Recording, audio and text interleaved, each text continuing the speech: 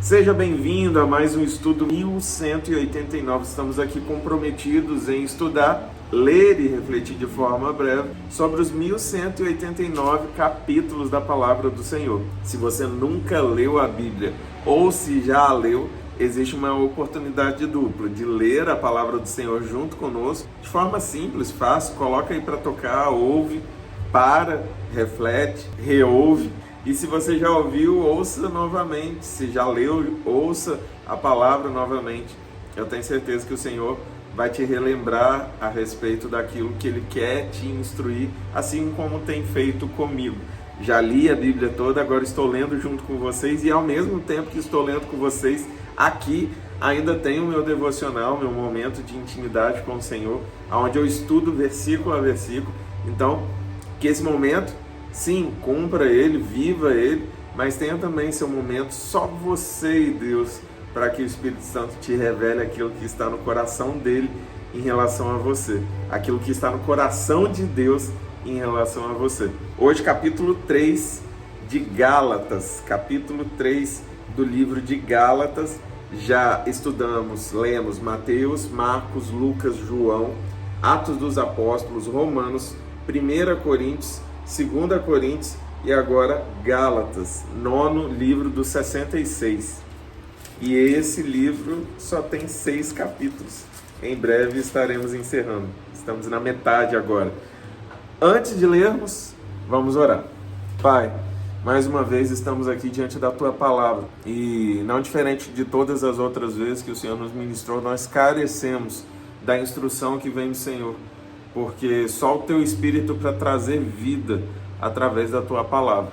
Sabemos que a letra por si só, ela não produz vida, mas o Teu Espírito, através dessa palavra, é capaz de mudar, de transformar, de salvar. Queremos Te honrar com a nossa vida, então nos instrua no caminho que cada um de nós deve andar. Se conosco e se revela em mais essa oportunidade, em nome de Jesus. Amém, Pai. Ó Gálatas insensatos, quem os enfeitiçou? Não foi diante dos seus olhos que Jesus Cristo foi exposto como crucificado? Gostaria de saber apenas uma coisa: foi pela prática da lei que vocês receberam o Espírito? Ou pela fé naquilo que ouviram? Será que vocês são tão insensatos que, tendo começado pelo Espírito, querem agora se aperfeiçoar pelo esforço próprio? Será que foi inútil sofrerem tantas coisas? Se é que foi inútil, aqueles que lhes dá o seu Espírito e opera milagres entre vocês, realiza essas coisas pela prática da lei ou pela fé com a qual receberam a palavra? Considerem o exemplo de Abraão. Ele creu em Deus e isso lhe foi acreditado como justiça. Estejam certos, portanto, de que os que são da fé, estes é que são filhos de Abraão. Prevendo a Escritura que Deus justificaria os gentios pela fé, anunciou primeiro as boas novas a Abraão. Por meio de você, todas as nações serão abençoadas. Assim, os que são da fé são abençoados junto com Abraão, homem de fé.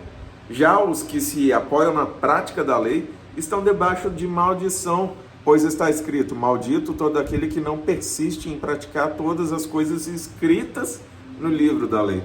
É evidente que diante de Deus ninguém é justificado pela lei, pois o justo viverá pela fé. A lei não é baseada na fé. Ao contrário, quem praticar essas coisas por elas viverá. Cristo nos redimiu da maldição da lei, quando se tornou por maldição em nosso lugar, pois está escrito: maldito todo aquele que for pendurado no madeiro. Isso para que em Cristo Jesus a bênção de Abraão chegasse também aos gentios, para que recebêssemos a promessa do Espírito mediante a fé.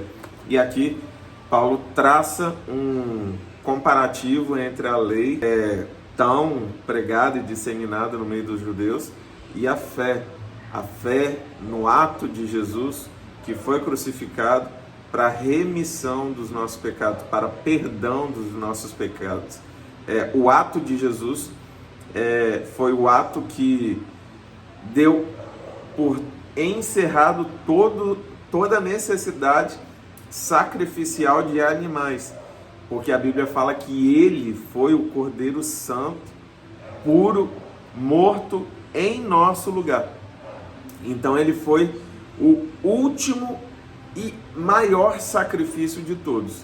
Um sangue puro, um sangue divino entregue em nosso favor, para que o pecado não tivesse mais direito de nos aprisionar à morte.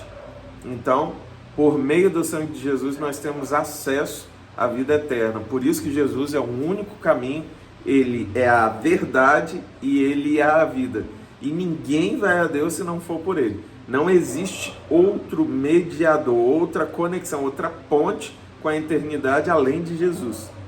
Então, se você ora a Deus em nome de qualquer outra entidade, em nome de qualquer outra coisa que não seja em nome de Jesus, você não está acessando a presença do Senhor. Ele é o único caminho, ele é a verdade. Você procurar a verdade no dicionário, você vai encontrar foto de Jesus. Ele é a vida, porque é por meio dele que nós temos a vida eterna. É por meio dele que nós acessamos a eternidade. E não por meio da lei.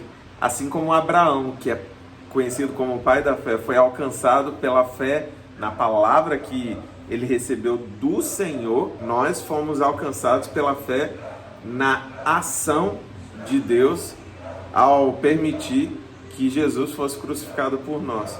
Então, é por meio da fé, não por meio da letra, não por meio da lei, não por meio de seguir regrinhas, entendeu? Esse que é o detalhe que Paulo falava muito, porque falava aos religiosos, aos judeus, aos praticantes da lei. Continuando. Irmãos, humanamente falando, ninguém pode anular um testamento, depois de ratificado, nem acrescentar-lhe algo. Assim também as promessas foram feitas a Abraão e ao seu descendente. A Escritura não diz e aos seus descendentes, como se falando de muitos, mas ao seu descendente, dando a entender que se trata de um só, isto é, Cristo. Quero dizer isto, a lei que veio 430 anos depois não anula a aliança previamente estabelecida por Deus, de modo que venha a invalidar a promessa, pois se herança depende da lei, já não depende de promessa. Deus, porém, concedeu-a gratuitamente a Abraão mediante promessa. Qual era então o propósito da lei? Foi acrescentada por causa das transgressões até que viesse o descendente a quem se referia a promessa, e foi promulgada por meio de anjos, pela mão de um mediador. Contudo, o mediador representa mais de um. Deus, porém, é um. Então, a lei opõe-se às promessas de Deus? De maneira nenhuma, pois se tivesse sido dada uma lei que pudesse conceder vida, certamente a justiça viria da lei.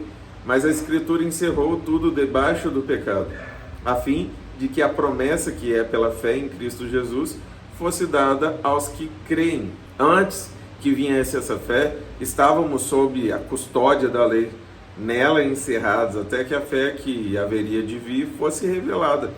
Assim, a lei foi o nosso tutor até Cristo, para que fôssemos justificados pela fé. Agora, porém, tendo chegado à fé, já não estamos mais sob o controle do tutor. Tutor é o responsável na ausência de um laço de sangue, um familiar de primeiro, segundo, um familiar responsável. Então, um tutor é estabelecido por lei para conduzir o menor até a sua maior idade. E aqui Paulo faz uso desse instrumento de comunicação para ensinar ao povo que a lei é, como dito por ele, como um tutor, aquele que vai te levar até a hora que Cristo assumisse o papel de trazer sobre o povo a liberdade. Então, nesse parâmetro, nesse paralelo, nós temos a instrução de Paulo deixando claro que a lei ela foi para um momento, para um tempo, mas que a partir da chegada de Cristo, uma nova história, um novo caminho estava sendo traçado.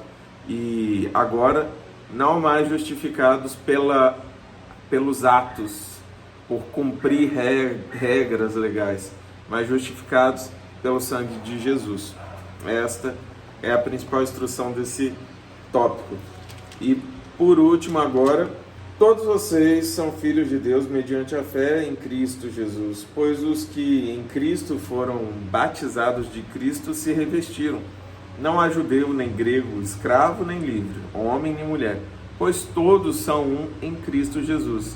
E se vocês são de Cristo, são descendentes de Abraão e herdeiros segundo a promessa. Então, se nós somos herdeiros, vocês são de Cristo. Se nós somos de Cristo, ou seja, se nós nos conectamos ao ato realizado por Jesus, nós se tornamos filhos descendentes de Abraão e, portanto, nós temos acesso porque fomos enxertados, somos filhos por adoção. A paternidade legal, os filhos diretos, são os judeus segundo toda a estrutura bíblica. Nós somos os gentios, aqueles que vieram depois. A palavra nos alcançou por pura misericórdia, mas havia um propósito do Senhor nisso.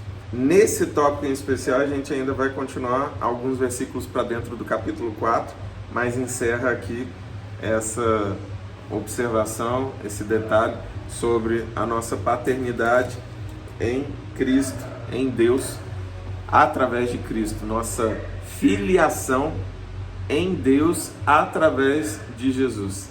Que você não duvide da sua identidade. Se te perguntarem quem você é, não fala o que você faz. Fala o que você é. Sua identidade de filho, filha, amado do Senhor. Essa é a sua identidade. Filho, filha de Deus.